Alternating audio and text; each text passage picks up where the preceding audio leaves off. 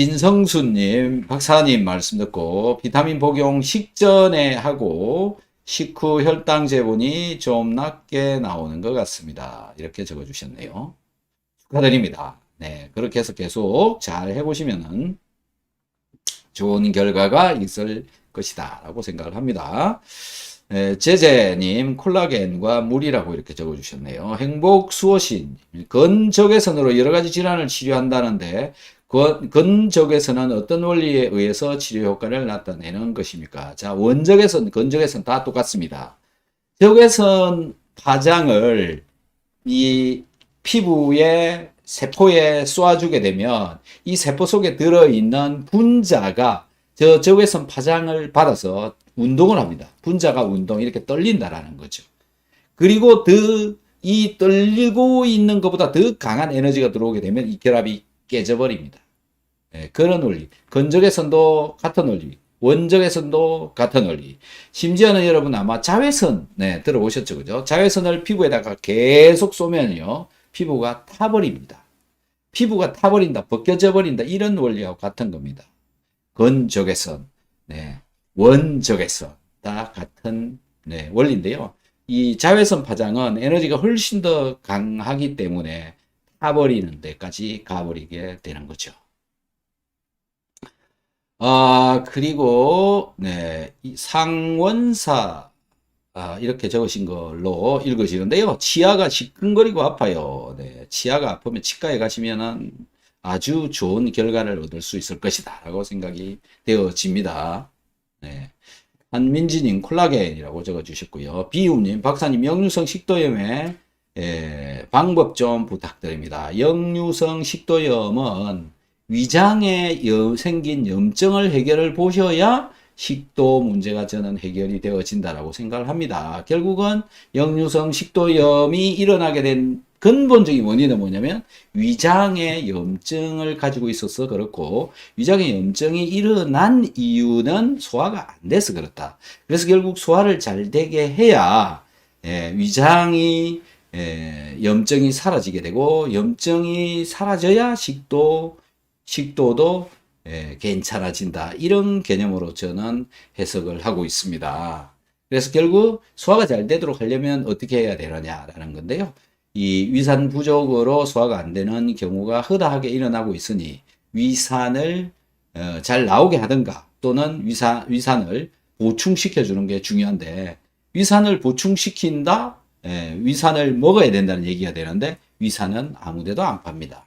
그래서 제가 고안해낸 방법이 뭐냐면, 먹어서 위산을 만들자. 먹어서 위산을 만드는 방법은 뭐냐면 비타민C를 먹고요. 비타민C를 먹어주면 됩니다. 그런데 음식에 염분이 충분하게 들어있어야 비타민C를 먹으면 위산이 자동으로 만들어지게 되는 겁니다. 그래서 저염식을 하시면 안 되고, 음식에 염분을 잘 넣어서 드시면, 거기다가 비타민C를 먹게 되면 위산이 만들어지고 소화가 잘 되고, 소화가 잘 되니까 위에 염증이 줄어들고, 위에 염증이 줄어드니까 역류도 덜 생긴다. 그런 개념으로 한번 접근을 해보시면 도움이 될 것이다 라는 거고요. 요렇게 같이 먹을 때 키토산도 같이 먹어주게 되면 키토산이 분해되어지지 않은 단백질 또는 지방, 이런 것들을 붙잡고 변으로 빼내줍니다. 그리고 위가 굉장히 편해집니다. 키토산을 먹게 되면 위가 편하다, 네, 자극이 없다. 네, 그래서 꼭 같이 먹어줄 것을 먹어주시기를 권해드립니다. 상원사님, 비타민C와 소금, 칫솔, 치실 관리는 깨끗하게 합니다. 무엇을 어떻게 더 해야 할까요? 요즘은 잇몸 마사지를 시작했습니다. 질문이 이게 뭔가요? 치아가 시큰거린다. 그 질문에 관해서 지금 이 이야기를 하시고 계시는 것 같고요. 소금으로 칫솔질을 하고 있다, 그런 말씀이신 것 같고요. 시큰거리는 거는요, 그거는 소금으로 해결되지가 않습니다. 범낭질 이런 것이 까져가지고 그런 일이 벌어지기 때문에 치과에 가셔서 떼우셔야 됩니다. 그거는 뭐 해결되는 방법이 없습니다. 소금으로 해결되는 게 아니고 칫솔, 치약으로 해결될 일이 아닙니다. 치과로 가십시오. 예. 답변, 원적외선, 수소결합 이렇게 잘 적어 주셨습니다. 네. 자, 또 한번 봐보죠. 한민지님, 원적외선 수소결합. 네, 이렇게 적어 주셨고요. 예, 그 다음에 행복수호신님. 피부 표면에 띠싸는 통증이, 피부 표면에 통증이 여기저기에 나타나며 손으로 긁거나 만지면 증상이 사라지는데 이유가 무엇입니까? 피부 표면에 띠싸는이 뭐죠? 예.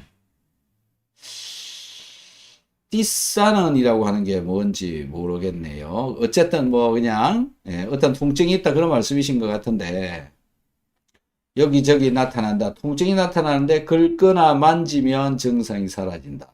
야, 이거 뭐 어떤 질문인지 참 답변 드리기가 저도 잘 모르겠습니다. 이거는. 네. 어쨌든 뭐 건드려 주면 만지거나 긁거나 이 모르겠습니다. 뭐 도움이 되는 뭐가 있을 것 같은데 손바닥에서도요, 이 원적외선이 나갑니다. 여러분들이 카메라로, 원적외선 카메라로 이제 이 열이 나는지 지금 많이 찍고 그러잖아요. 그것도 얼굴로부터 나오는 또는 몸으로부터 나오는 빛, 즉 원적외선 파장을 읽어가지고 그 카메라의 상으로 나오는 거거든요. 즉 손에 원적외선이 있다 이런 얘기고요. 이렇게 닿으면 네, 있다. 네, 그런 얘기가 되는 겁니다. 그래서 손으로부터 나오는 적외선이, 원적외선이 이 피부에 영향을 주지 않느냐, 뭐, 그렇게도 볼 수가 있는 거고요. 또, 긁어주는 것에 의해서 이 소통이 일어나서 또 뭐 증상이 사라진다든지, 그럴 수도 있을 것 같습니다. 네, 그런데 뭐, 이 이야기가 뭐 어떤 도움이 될지는 모르겠네요. 예. 자, 그 다음에 영영님 안녕하세요. 이렇게 적어 주셨습니다. 자, 질문 있으신 분들 빨리 올려주시면 답변 드리고요. 네, 앞으로 5분만 질문을 받도록 하겠습니다.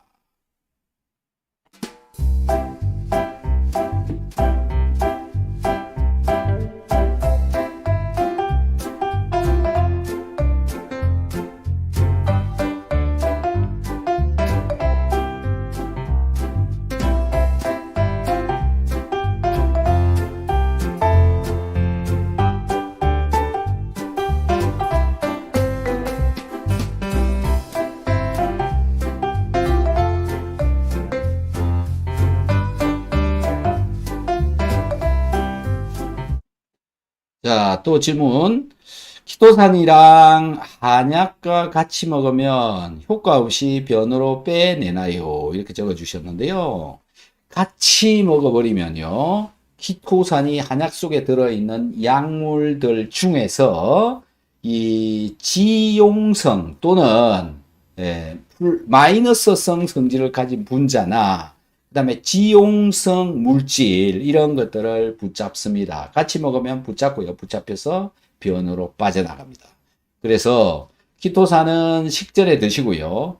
한약은 식사 후 30분 정도 있다가 드시면 만나지 않습니다. 내려가 버리고 그 뒤에 한약이 따라 내려가기 때문에 그리고 키토산은 내려가 버리게 되면 또 그 나름대로의 기능들을 이미 다 해버렸기 때문에 이 한약을 붙잡을 수가 없습니다. 그래서 같이 먹으면 안 됩니다. 섞어도 안 됩니다. 띄어서 먹는 게 좋다. 그리고 이렇다는 이야기는요. 식사를 하고 있는 음식물 중에 식이섬유질이 많이 있어도 거기에도 한약이 붙잡혀서 내려갈 수가 있는 거죠. 그래서 식사 중에 야채 채소류가 많이 들어있는 경우에는 한약을 띄어서 먹는 게 사실은 좀 더 이 흡수율을 높일 수가 있다라고 생각이 되어집니다. 네, 비움님. 아들이 치아가 잘 섞어서 치료 방법 부탁드립니다. 치아가 잘 섞어서 치료 방법. 오늘 참 무슨 질문을 하는지 알아듣기가 어려운 질문이, 많네요. 아들이 치아가 잘 섞어서. 치아가 썩었다는 얘기인가요? 잘 썩었어. 썩었어가 아니었어. 썩었어. 아들이 치아가 잘 썩었어. 네, 치아가 잘 썩고 있다라는 거죠. 네, 양치 소금이라고 하는 게 있습니다. 소금으로 양치를 좀 해보세요. 그러면 굉장히 그 소금이 이 미생물을 잘 죽이기 때문에요. 소금이 이에 있는 미생물들을 잘 죽이기 때문에 치아가 썩어가는 것을 미리미리 잘 막을 수가 있습니다. 그리고 치아가요 굉장히 단단해지는 것 같아요. 저도 소금으로 양치를 하거든요. 소금으로 아침, 점심, 저녁 세 번 다 저는 소금으로만 합니다. 근데 이렇게 한지 저 얼마 안 됐어요. 한 1년이 안 됐네요, 아직. 근데 우리 어머니가 78세이신데 어머니가 이 소금으로 이 칫솔질을 한 게 한 50년은 되는 것 같아요. 그런데 치과에 정말 가지 않습니다. 뭐 횟수로 세도 몇 번 정도밖에 안 가셨을 정도로 이가 굉장히 좋습니다. 예, 계속 소금으로만 이를 닦으시고요. 저보고도 소금으로 이를 닦으라라고 얘기를 굉장히 많이 했는데 제가 말을 사실 안 들었던 거죠. 안 듣고 있다가 이가 이제 많이 작년에 이가 많이 고장이 많이 나가지고요. 그래서 한번 소금으로 해봤죠. 아니 이거 너무 아프니까요. 밥 먹을 치과에 갔다 와도 충분하게 해결이 안 됐습니다. 씹으면 아프고 치과에서도 만족스러운 치료 효과가 나타나지 않았고요. 그래서 이제 소금으로 한번 해봤죠. 계속 했습니다. 그랬더니 한두 달 정도 지났는데 이 통증 거의 다 없어지고요.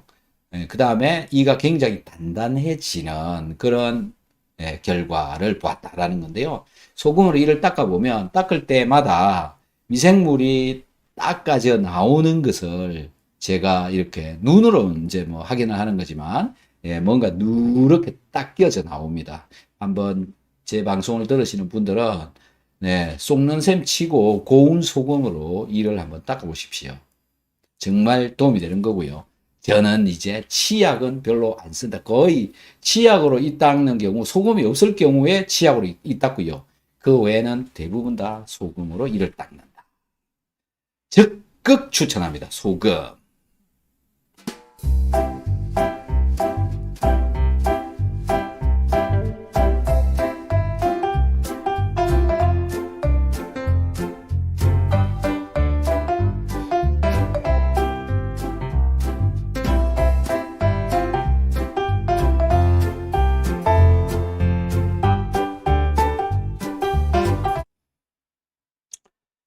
자, 다음 분요. 사상의학에서는 체질과 음식 궁합을 중요시하는데 어떻게 생각하십니까? 이렇게 묻고 있는데요. 일단은 제가 사상의학이라고 하는 것에 대해서 모릅니다. 네. 뭐 네 가지에 대한 그래서 이거 일단 제가 모르고요. 그 다음에 체질이라고 하는 말, 체질의 체질이라고 하는 이것도 저는 구분을 못합니다. 즉 무슨 얘기냐면 이 사상에서 아마 네 개의 체질로 구분하는 걸로 이해가 되는데요. 몸에 질이 있다. 네 가지 질이 있다. 체질이 있다. 이렇게 분류를 하고 있는 것 같은데 그 분류 기준을 몰라요. 그리고 체질 자체를 제가 이해를 못합니다. 그러니까 이것에 대한 답변을 드리기가 일단 어렵고요. 그 다음에 음식에는 궁합이 있다. 궁합이 있다라는 것에 대해서 우선은 음식이라고 하는 것은 이제 무슨 말인지 알겠는데 궁합이라고 하는 거, 뭐 남녀 간에도 궁합이 뭐 그런 이야기 있는 것처럼 음식에도 뭔가 맞는 음식이 있다 이렇게 이해를 해볼게요. 음식 궁합이라고 하는 거. 자, 그러면 음식에 있어서의 궁합은 뭘 말을 하는 거냐라는 건데 어떤 물질과 어떤 물질들 간의 이 상호 시너지를 잘 낸다. 요런 개념으로 보면 될 것 같습니다. 그래서 사상의학과 체질은 일단 빼놔버리고요. 그건 모르겠고요. 몸에 대해서는 일단 알 바가 아니고 말씀드리는 건 음식만 말씀드리는 겁니다. 음식과 음식 간에 서로 맞냐 안 맞냐 이제 이겁니다. 이런 얘기가 있죠. 새우하고 돼지고기하고 찍어 먹잖아요. 예, 돼지고기를 새우에 찍어 먹는다. 이유가 뭐냐면 새우 속에는 단백질을 분해를 하는 효소가 들어있습니다. 그게 뭐냐면은 라이소자임이라고 하는 효소죠. 바닥 개, 이런 개가요, 자기보다 더 큰, 동물한테 쫓겨서 잡아먹힐까봐 도망을 갈 때, 개의 다리를 잘라놓고 갑니다. 이 자르는 것을 개가 자기의 다리를 이렇게 자르는 게 아니고요. 개 속에서 나오는 물질에 의해서 얘를 잘라버리는 겁니다. 그 자를 때 이런 효소가 작용을 해가지고 잘라내는 겁니다. 네. 자, 이런 식으로 분해를 시키는 물질이 새우 속에 들어있고, 이 새우로부터 나온 물질이 단백질을 훨씬 더, 즉, 단백질을 분해를 시키는 새우 속에 들어있는 물질. 예, 요런 관계가 이제 궁합이 있다. 그래서 찍어 먹는 거죠. 홍어라고 하시죠? 그죠? 홍어는 암모니아가 들어있어서 쾌쾌한 냄새를 일으키는 겁니다. 발효를 시켜가지고, 홍어요. 홍어에는 암모니아가 들어있다. 암모니아는 강한 알칼리성입니다. 그래서 이 암모니아를 없애버리기 위해서 식초가 들어있는 초장에 또는 김치에는 젖산이 들어있습니다. 그리고 막걸리에도 산이 들어있어요. 그래서 홍어는 알칼리, 막걸리, 그 다음에 초장, 김치, 이건 산성, 알칼리성 만나서 중화를 시키는 이렇게 먹어야 궁합이 맞다. 이런 궁합의 개념을 가지고는 이제 이렇게 말씀을 드릴 수가 있는 거죠. 그래서 음식의 개념에 있어서 궁합이 맞는 게 있냐, 이렇게 말을 하면 지금 이렇게 조합을 시켜서 먹으면 궁합이 맞다. 예, 그렇게 말씀을 드릴 수 있을 것 같고요. 체질에 맞는 음식이 있냐 없냐, 그거는 모르겠습니다. 체질에 맞는 음식이 있냐 없냐라고 하는 것을 결정을 짓는다면요, 물도 체질에 맞는 사람이 있고, 밥도 체질에 맞는 사람이 있고, 고기도 체질에 맞는 사람이 있고, 맞지 않는 사람이 있겠죠. 그런데요, 밥은 누구나 공통적으로 다 먹습니다. 그리고요, 사람의 몸은 항상 시간에 따라서 변화가 일어납니다. 달라요.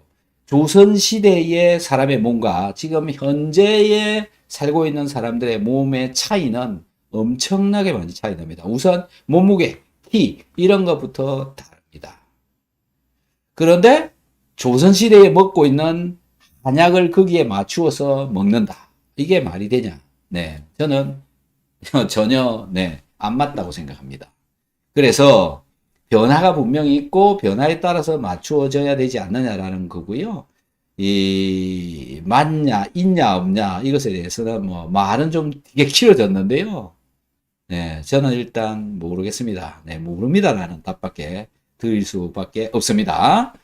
허병철님, 반갑습니다. 안녕하세요. 소금 양치할 때 염도를 따로 맞추어 쓰시나요? 염도를 맞추는 게 아니고요. 저는 칫솔에 소금을 그냥 찍습니다. 찍어서 이를 닦습니다. 네, 이렇게 되면 이 소금이 이를 깎아 먹지 않느냐, 또 이런 얘기를 하시는 분들이 있는데요. 녹이면서 살살 알아서 잘 하셔야 되는 거죠. 녹이면서. 그러니까는 뭐 별로 따로 염도를, 그게 아니라 그냥 가루를 쓴다. 이렇게 하고 있습니다. 자, 이가 깎일 수도 있어요. 그러니까는 잘 녹여서 일단 입안에서 한번 잘 녹이시고요. 저는 그 녹였을 때 강한 염분의 농도로 인해서 균이 죽일 수 있다. 그래서 이걸로 닦는 겁니다. 이 속에는 이 속에 살고 있는, 이 주변에 살고 있는 균들은 대부분 산을 분비하는 산성균입니다. 그런데 용융소금은요, 강한 알칼리입니다. 알칼리성 물질로 여기를 닦아버리기 때문에 균들이 힘을 못 쓰게 되는 겁니다. 그리고 이를 다 닦고 나서도 염분기가 입속에 남아 있습니다. 좀 남겨 놓는 게 낫겠죠. 남아 있다 보니 균들이 더 못 살게 되는 겁니다.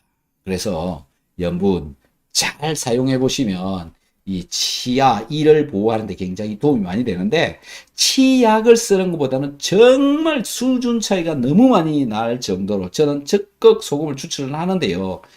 이 소금,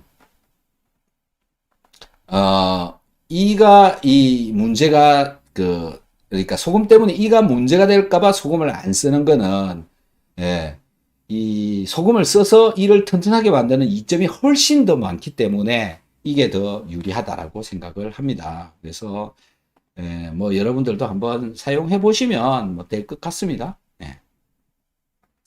영영님, 키토산하고 약을 같이 먹어도 되나요? 키토산하고 약을 같이 먹는 경우에도요, 분리를 하는 게 좋습니다. 키토산하고 약 띄어 먹어야 된다. 약물 속에 약물 중에는 키토산한테 붙잡혀 가지고 빠져나갈 수 있는 게 있습니다. 그래서 시간 차를요, 키토산은 꼭 식전에 바로 드시고요, 식사 후 30분 정도 있다가 약을 드시는 게 낫겠죠. 지금 물어보는 약이라고 하는 거는 뭐 예를 들어서 뭐 당뇨약이다, 혈압약이다, 기타 여러 약들을 아마 드시고 계실 건데, 그런 약들, 이 키토산한테 붙잡혀서 빠져나갈 수 있는, 나갈 만한 그런 약물도 있기 때문에 그렇습니다. 띄는 게 좋겠죠. 행복수호씨님, 특정 음식에 알레르기를 일으키는 사람들이 있는데, 이런 현상이 발생하는 이유가 무엇입니까? 사람에 따라서 알레르기 반응을 일으키는 사람도 있고, 안 하는 사람도 있고, 이렇게 되잖아요. 그 알레르기라고 하는 것은 어떤 사람은 그 물질, 그러니까 특정 음식 중에 들어있는 그 물질을 공격을 하는 면역을 가지고 있기 때문에 그렇다라고 보시면 됩니다. 어떤 사람은 거기에 면역 반응을 하고, 어떤 사람은 면역 반응을 안 하고, 이렇게 되는 거죠. 면역 세포들의 민감도. 여러분들 중에서도요, 뭐 좀 쉽게 얘기하면 시력이 좋은 사람이 있고, 귀가 잘 들리는 사람이 있고, 또 빛을 잘 인식을 하는 사람이 있는가 하면, 또 잘 모르는 사람도 있잖아요. 그죠? 운동을 잘하는 사람도 있고, 수학을 잘하는 사람도 있고, 영어를 잘하는 사람도 있고, 또 여러 가지에 대해서 민감하게 대처하는, 또 뭐 잠 잘 때도 조금이라도 시끄러우면 잘 못 자는 사람, 이런 것처럼 어떤 물질에 대해서도 내 몸이 민감하게 반응하는 사람이 있는가 하면 별로 반응하지 않는 사람도 있습니다. 그런 거하고 같은 거라고 보시면 됩니다. 내 몸에 들어있는 면역세포들도 민감하게 반응하는 면역세포가 있는가 하면 별로 관심 없도록 되어져 있는, 즉 면역세포가 어떤 형태로 만들어져 있느냐에 따라서 어떤 물질을 만나서 공격을 하고 안 하고, 이 차이라고 보시면 됩니다. 그래서 외부로부터 알레르기성 물질이 들어오더라도 알레르기 반응이 전혀 안 일어나는 사람이 있는가 하면 심한 알레르기를 일으키는 사람도 있다. 그래서 일으키는 사람들, 특정 음식물에 일으키는 사람들이 나타나는 거죠. 그래서 그러면 그거를 안 일어나게 하는 방법은 없느냐, 이제 이렇게 생각을 할 수가 있겠죠. 그 면역 세포가 고장이 나야 됩니다. 아니면 그 면역을 죽여야 됩니다. 그래서 그걸 죽이는 방법도 있고요. 죽이는 거는 뭐 항생제로 얘를 가라앉히는 거죠. 그 다음에 항히스타민제라고 하는 게 있습니다. 히스타민을 덜 생기게 하고 히스타민을 브로킹하는 그런 약. 이런 형식으로 해서 반응을 못하게 만드는 그런 약을 쓰기도 하는데요. 그런 것도 안 하고 저런 것도 안 하고 그러면 그 상태가 계속 유지될 가능성이 많고, 나중에 뭐 어떤 요인에 의해서 이 면역 세포에 다른 변화가 일어났을 때는 괜찮아질 수가 있겠죠. 그렇게 한번 생각해 보시기 바랍니다. 영영님, 콜레스테롤 약을 먹고 있습니다. 키토산하고 콜레스테롤 약이요. 분리해서 먹는 게 더 좋은데, 분리해서 먹어야 되는 게 맞습니다. 콜레스테롤, 약이 키토산에 붙을 가능성이 굉장히 많죠. 그래서 분리해서 먹는 게 낫고요. 저는 뭐 개인적으로는 콜레스테롤 약물에 대한 효과에 대해서 콜레스테롤이 떨어지는 것은 뭐 잘 떨어지죠. 콜레스테롤 약을 먹으면. 근데 좀 공부를 하셔야 되는 게 뭐냐면 콜레스테롤을 떨어뜨리는 그 약이 어떤 원리에 의해서 콜레스테롤이 떨어지는가라는 것에 대해서 좀 이해를 하셔야 될 거고요. 그거를 잘 이해를 하시면 아마 그 약을 아마 안 먹게 될 겁니다. 닥터 한스의 영상 중에서 콜레스테롤 이라고 해서 검색을 한번 해보세요. 그러면 그것에 관한 이야기들이 많이 나옵니다. 그렇게 한번. 네. 자, 그리고 위에 구자룡 댓글 답 안 해주셨는데요. 이렇게 물어주셨는데요. 위에 한번 가서 봐보겠습니다. 네네네. 죄송합니다. 이거 제가 확인을 한번 시켜드리도록 하겠습니다. 구자룡님, 네네, 네, 안녕하세요. 비효육소 중 변비로 중단하였고, 배변이 비로소 정상화되어서 마그네슘, 오메가3, 칼슘, 소화 효소제는 하루 한 알씩 조심스럽게 먹기 시작했습니다. 마그네슘, 오메가3, 칼슘, 소화 효소제. 네.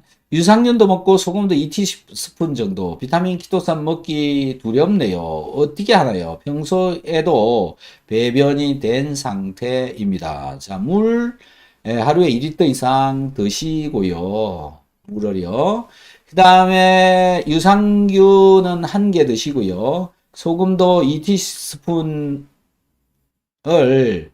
그건 뭐 조절을 하셔야 될 거고요. 그 다음에 비타민하고 키토산은 절반만 최소량으로 드세요. 비타민 반알, 키토산 반알 이런 식으로 드시면서 조금씩 늘려가 보시면 될 것 같습니다. 그렇게 양을 조절하시면 돼요. 그리고 그 양에서도 또 이 변비가 생긴다라고 한다면 더 줄이시고요. 그래서 조금씩 늘리면서 시간을 가져보시면 변비가 왔다 끊어졌다 왔다가 괜찮다가 왔다가 괜찮다가 이렇게 되어지고 시간이 좀 지나면은 이제 정상적인 어떤 사람은 비타민C하고 키토산을 먹어도 변비가 안 걸리는데 어떤 사람은 변비가 걸린다. 네, 많은 사람들은 변비가 안 생깁니다. 근데 이제 특정한 사람들한테 저런 현상이 나타나는 경우가 있는데요. 그 이유가 물을 적게 마시는 경우에 많이 일어난다. 그 다음에 장이 별로 좋지 않은 경우에 많이 일어난다.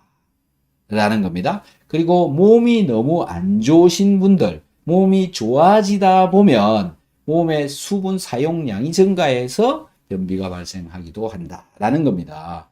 그래서 그건 뭐 스스로 조금씩 자꾸 조절을 해보시는 것이 가장 좋다. 이렇게 생각이 되어집니다. 네.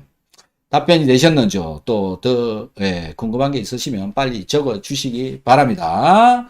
이제 마무리 슬슬 하도록 하겠습니다.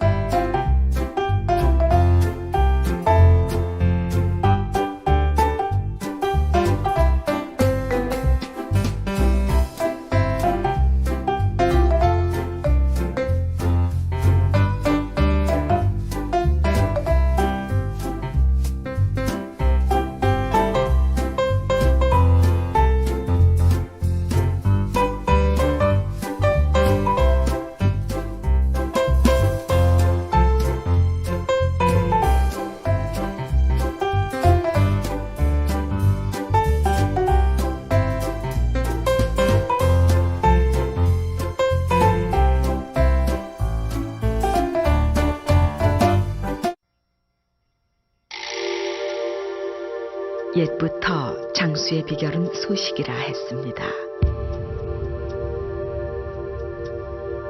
과다한 음식물로 혹사당하는 우리의 몸. 고분자로 고기능성 식이섬유라야 합니다. 그리고 위장에서 빨리 녹아야 됩니다. 직접 느껴보십시오. 자연이 준 홍게에서 추출한 새로운 개념의 식이섬유 바이오 엔젤 키토. 자, 구자룡님, 비타민 B도 복용합니다. 괜찮은가요? 이렇게 물어주셨는데요. 영양제잖아요. 우리가 음식을 많이들 다양한 종류를 먹으라라고 이렇게 얘기를 하고 있습니다. 다양하게 먹어라. 종류를 다양하게 먹어라. 이 얘기는 다양한 영양소를 몸속에다가 넣어라. 골고루 먹어라. 이런 얘기가 다양한 영양소를 몸속에 들어오게 해라라고 하는 건데요. 영양소에는 종류가 굉장히 많습니다. 그죠? 네, 비타민 B군만 해도 여러 종류가 있다. 비타민 종류만 해도 여러 가지가 있다. 미네랄만 해도 여러 종류가 있다. 우리가 먹고 있는 음식물에도 여러 종류가 있다. 그래서 여러 종류를 먹어라 라고 하는 이유가 있는 거죠. 그죠? 네, 그래서 다양한 영양소가 우리 몸속에 들어오는 것은 건강에 굉장히 중요한 것이기 때문에 그렇지 않겠습니까? 그래서 다양한 물질들이 내 몸속에 들어올 수 있도록 해주는 게 중요하듯이 영양제도 음식을 통해서 충분하게 먹지 못하고 있기 때문에 영양제를 먹어서라도 몸속에 자꾸 넣어야 되니까 저렇게 B군을 먹던 또 뭐 다른 비타민을 먹던 어쨌든 다양한 종류의 영양제를 먹는 게 몸한테 훨씬 더 이득입니다. 그래서 종류를 굉장히 골고루 많이 해서 먹는 게 훨씬 더 유리한 거다라는 거죠. 저도 뭐 보통 한 주먹에 한 주먹이라고 들어보셨죠? 한 주먹씩 먹고 있습니다. 그런데 먹기 전과 먹고 나서의 차이는 너무 심합니다.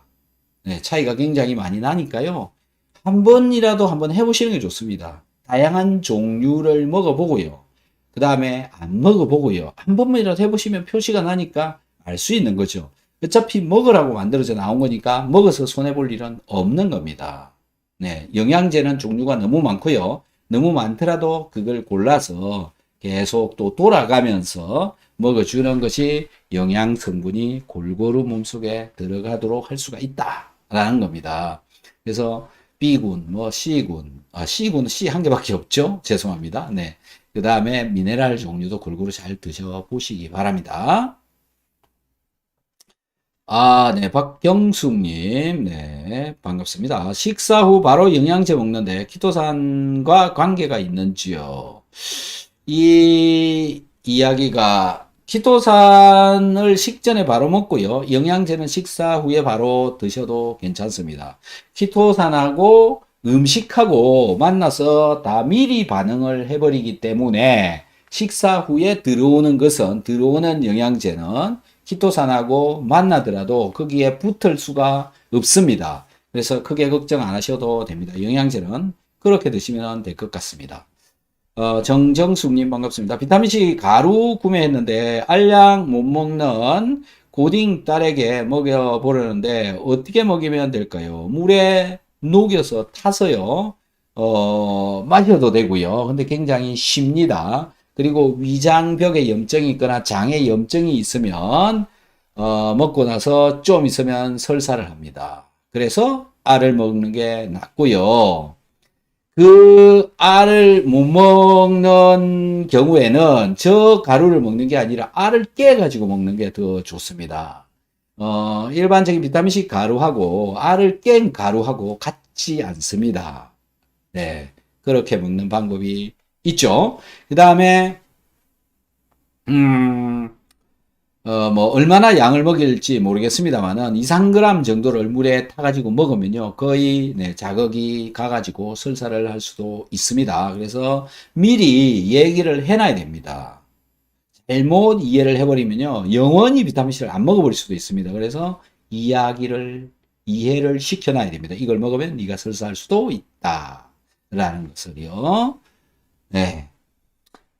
수영님, 당뇨가 있는 건 아닌데 가족력이 있어서 요즘 한 번씩 체크해 보는데 식전이 식후보다 높게 나오는 건 왠지요? 궁금합니다. 식전이 114, 식후 98 나옵니다.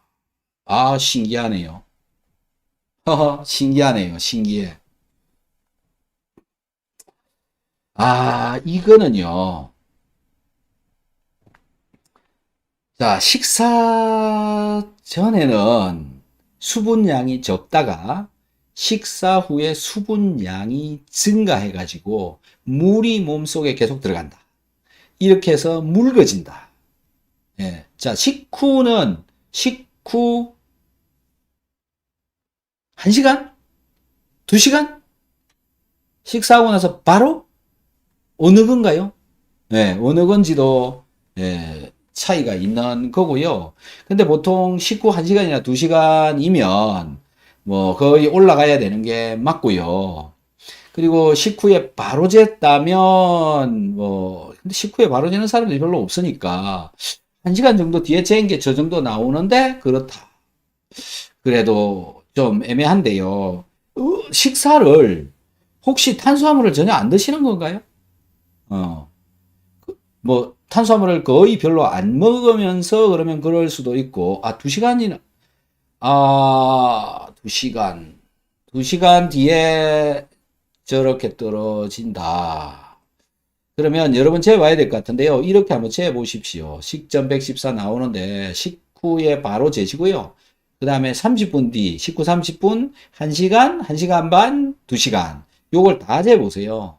그래서 요게 올라가 있을 수도 요게 올라갔다가 떨어진 것일 수도 있기 때문에 그렇습니다. 예, 그리고 저게 아침에 쟀다 라고 한다면 밤중에 당 소모가 잘 안 되고 그 다음에 식후 2시간 낮 시간에는 당 소모가 더 잘 되고, 예, 언제 쟀느냐에 따라서도 달라지겠죠. 그래서 그것도 좀, 예, 알아야 좀 답변을 하기가 쉽죠. 지금 일반적이지 않잖아요. 그죠? 그래서 식사 전에, 예, 식사 전에 아침 때를 잰 거하고 아침 식사 2시간 후에 잰 거라면 이 밤중에는 당 소모가 덜 돼가지고 114가 되어지고, 그 다음에 낮에는 활동을 하는 것 때문에 2시간 뒤에 이제 거기 아래까지 내려가고, 요런 차이에 의해서도 떨어질 수 있을 것 같고요. 그 다음에 수분 섭취량이 밤중에는 별로 없다가 낮 시간에는 물을 많이 먹는다든지 이런 차이에 의해서도 일어날 것 같습니다. 좀 더 자세한, 예, 설명이 필요할 것 같아요. 제가 이해하기로는 지금 요 정도로밖에 답변을 못 드릴 것 같습니다. 정정숙님, 단백질을 끊고 있어서 아미노산을 먹으려는데 식후 국에 2~3스푼 넣어서 먹어도 괜찮을까요? 아, 괜찮습니다. 아주 좋은 방법입니다. 아주 좋은 방법. 그래서 이 아미노산이 맛이 별로 좋지 않기 때문에요. 음식에 넣어서 이렇게 먹어도, 예, 큰 문제는 없는데, 예, 음식의 맛이 조금씩 바뀔 수는 있겠지만, 그렇게 먹는 것도 괜찮습니다. 그렇게 하시면 될 것 같네요. 네. 네, 아침에 재 가지고 나온 데이터, 수영님, 아침에 잰 데이터 이래요. 네, 그렇다면, 이제 뭐, 밤 동안 새벽, 이렇게 시간이 오는 동안 빨리빨리 없어져야 되는데, 그게 지금 잘 안 되고 있는 것 같아요. 활동할 때는 당 소모가 잘 되지만, 활동하지 않을 때는 당 소모가 느리다. 그래서 높은 상태로 되어져 있다가, 낮 시간에는 뭐 밥을 갖다 2시간 동안 먹지는 않잖아요. 보통 뭐 30분 안에 다 먹고 나면 1시간 반 동안 움직이는 동안, 네, 이 당 소모가 좀 더 잘 되어져서 차이를 나타내지 않느냐. 그렇게 생각이 되어집니다. 어쨌든 식전 114가요. 높은 겁니다. 뭐 꽤 높은 거죠. 저거 당뇨 전 단계 수준으로 생각하셔도 되는데요. 100 밑으로 내려가도록 뭔가 방법을 찾으시는 게 좋을 것 같습니다. 제가 당 이야기 꽤 많이 하는데요. 당분, 즉 포도당이라고 하는 것은 분자가 변해가는 과정에 이 환원당 형태로 만들어지고 환원당 형태가 되어지면 이 당 분자 안에 알데하이드기라고 하는 게 생성이 되어지는데요. 이 알데하이드기는 CHO 이렇게 되어져 있는 건데요. 단백질의 아미노기하고 결합을 굉장히 잘합니다. 잘 붙습니다. 그래서 혈관의 벽에 당분이 붙을 수가 있고요. 그래서 일어나는 합병증이 눈의 문제, 신장의 문제, 발가락 끝에 발의 문제 이런 것들이 나타나는 겁니다. 그래서 모세혈관을 굉장히 조심해야 되고 당 농도가 높으면 안 된다. 그래서 지금 100보다 높잖아요. 114. 그 14라고 하는 숫자가 달라붙기 시작한다라는 거죠. 물론 100도 달라붙습니다. 예, 시간이 오래 걸리면 시간이 지나가면 지나갈수록 당분이 자꾸 달라붙기 때문에 예, 농도를 최대한 떨어뜨리는 게 옳다라는 거고요. 음식 조절하시고 운동하시고 그래도 대사 능력이 떨어진다면 이제 영양제로도 또 대사를 촉진을 시켜 보시고요. 그래도 당이 안 떨어지면 제가 보기에는 예, 이 췌장에서 분비하는 인슐린의 양이 감소하기 때문에 그렇다. 인슐린의 양이 감소하면 인슐린이 더 잘 나오도록 하는 약을 자꾸 처방을 해서 먹는데 이 인슐린을 잘 나오게 췌장한테 자꾸 일을 시키면 췌장이 자꾸 일을 덜 합니다. 췌장이 이제 시간이 가면 갈수록 일을 더 안 한다. 즉 인슐린 분비량이 감소한다라는 거죠. 그래서 약을 먹는 방법보다는 인슐린을 외부에서 투입을 해가지고 췌장의 능력을 올려주는 게 더 중요하다. 저는 노화가 일어나는 것 때문에 인슐린 분비량이 감소한다라고 생각이 되어집니다. 그래서 일종의 약물의 일종으로 외부에서 투입하는 인슐린을 약으로 사용한다고 보시면 됩니다. 약으로 이용을 해서 췌장이 인슐린을 더 분비 잘하도록 인슐린을 투비한다라는 거죠. 그렇게 하면 다시 췌장이 정상화되어지는 경우가 많이 있다라는 것을 알게 됐습니다. 그래서 약 먹는 것보다는 인슐린 펌프를 아예 달아가지고요. 빨리 회복해버리는 게 저는 더 좋다라고 생각을 합니다.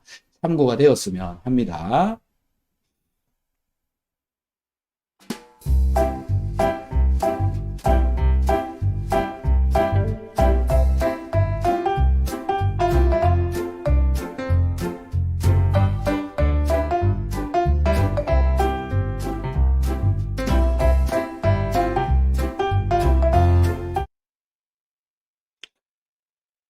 오순손님, 튀긴 돼지 껍질이 당뇨에 좋을까요? 단백질이 8g 들어있다고 써있네요. 자, 튀기다 하는 것은 기름에 튀긴다. 이런 거죠? 예, 그렇게 이해를 할게요. 기름에 튀겼으면 저 돼지 껍질 속에 기름이 들어있습니다. 들어있는 저 기름들은 중성지방 또는 잘 쓰지 못하는 또는 산화되어져 있는 닭 튀길 때 쓰는 그런 기름의 개념, 좋지 않다고 생각합니다. 그래서 오히려 당뇨에 나쁘다. 이렇게 생각이 되어지고요. 단백질을 섭취를 당뇨 환자의 경우에는 단백질을 충분하게 공급하는 게 맞습니다. 그래야 인슐린을 만드는 원료가 되어지니까요. 네, 그래서 다른 단백질을 섭취를 하는 게 더 좋겠죠. 돼지 껍질은 콜라겐이기는 한데 그냥 돼지 껍질을 삶아서 먹는 게 훨씬 더 낫지 저렇게 튀겨서 먹는 건 오히려 더 나쁘다 이런 생각이 듭니다. 정정숙님, 키토산용에 키토산 10, 비타민 10스푼?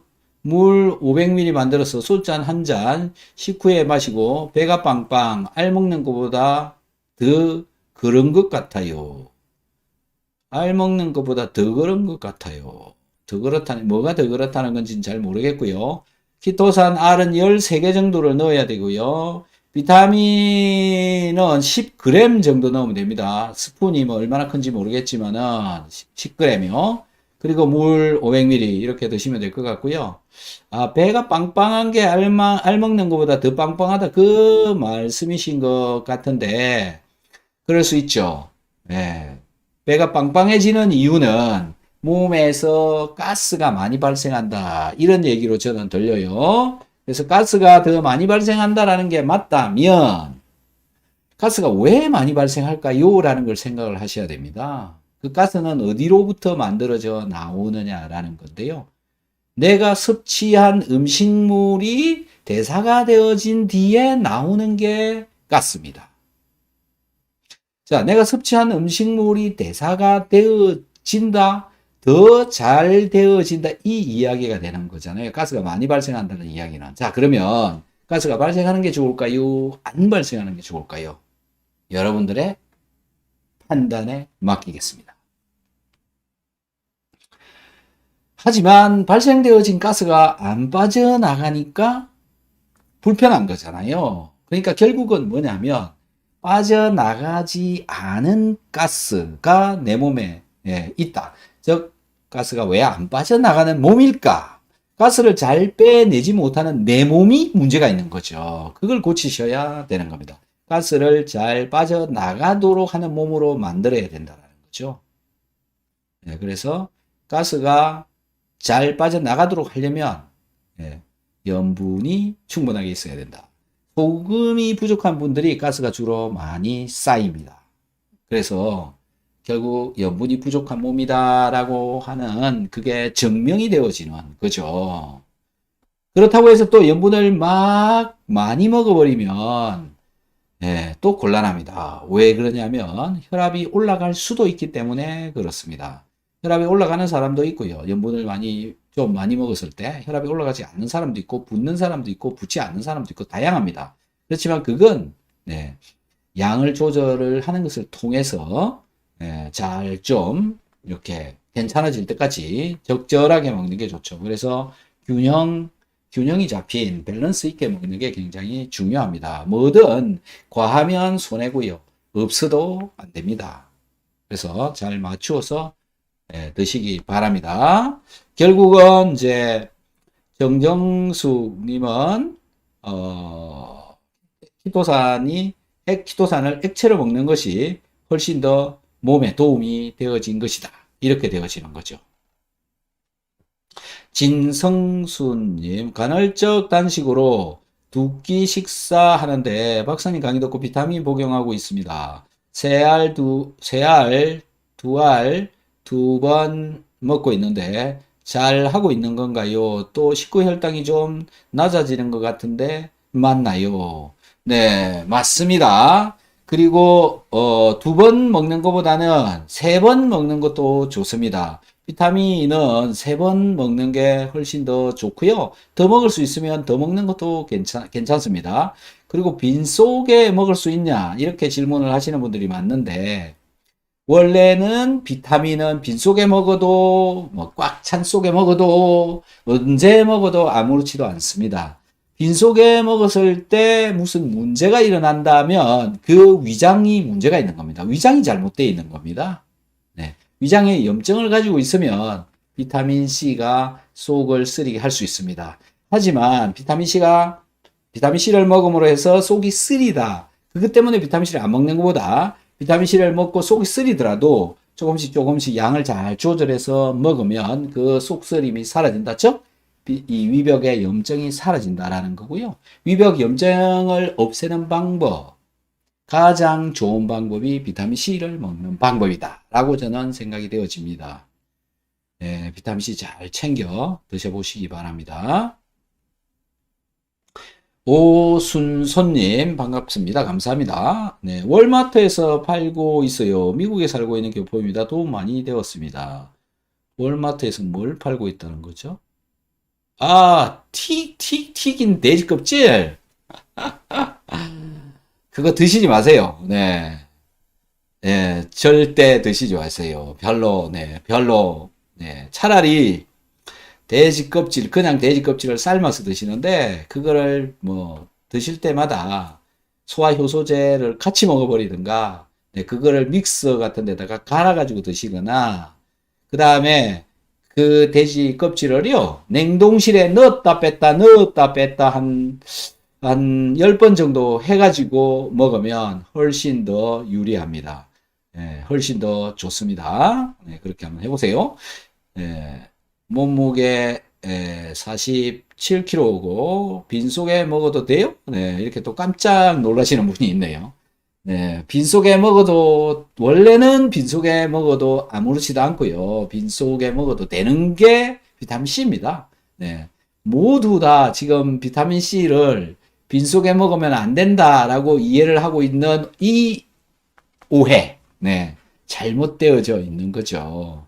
원래는 빈속에 먹어도 괜찮습니다. 여러분, 식초 빈속에 먹으면 괜찮은 사람이 있고 안 괜찮은 사람이 있고 그렇잖아요.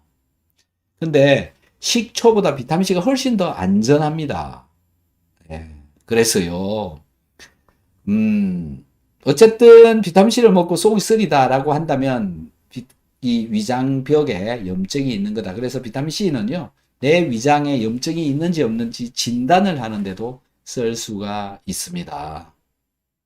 한번 잘 해보시고요. 그게 두려우시면 빈속에 먹을 때는 반알만 먹어보시고요. 별 문제가 없으면 한 알, 또 별 문제가 없으면 두 알. 그렇게 해서 나중 되면 아무 때나 먹어도 되는, 그러면 튼튼한 위장을 가지고 있다. 이렇게 보시면 되고요. 튼튼한 위장을 가지고 있으면 이 음식을 먹을 때마다 비타민C를 골고루 자꾸 자주 그렇게 먹어주게 되면 음식물 때문에 내 몸에 일어날 수 있는 문제, 특히 바람, 암을 만들 수 있는 그 환경을 많이 떨어뜨려 준다, 없애준다, 이렇게 보시면 됩니다. 비타민C를 음식을 먹을 때 꼭 먹어주어야 내가 섭취한 음식물 분자를 안정을 시킬 수가 있고요. 안정화되어져 있는 분자들은 내 몸과 잘 반응하지 않습니다. 그렇기 때문에 비타민C를 식사를 하는 중에 먹으라라고 제가 강하게 이 얘기를 하고 있는 겁니다. 다들 식사 후에 이렇게 먹는데요. 그때는 이미 내 음식물이 많은 반응을 하고 난 이후에 비타민C가 들어오는 거거든요. 내가 섭취한 음식물은 나의 위장 속에서 계속 반응을 하고 있는 동안에 불안정한 분자가 만들어진다라는 거죠. 이 불안정한 분자는 나의 위장과 반응을 할 수가 있다라는 겁니다. 그래서 안정화시키기 위해서 비타민C를 같이 먹어라. 이렇게 말씀을 드리는 겁니다. 자, 잘 챙겨 드셔서 건강한 몸이 되도록 해보시기 바랍니다. 오늘은 이만 여기서 줄이도록 하겠습니다. 긴 시간 함께 해주신 여러분께 감사 말씀 드립니다. 정말 감사합니다. 안녕히 계십시오.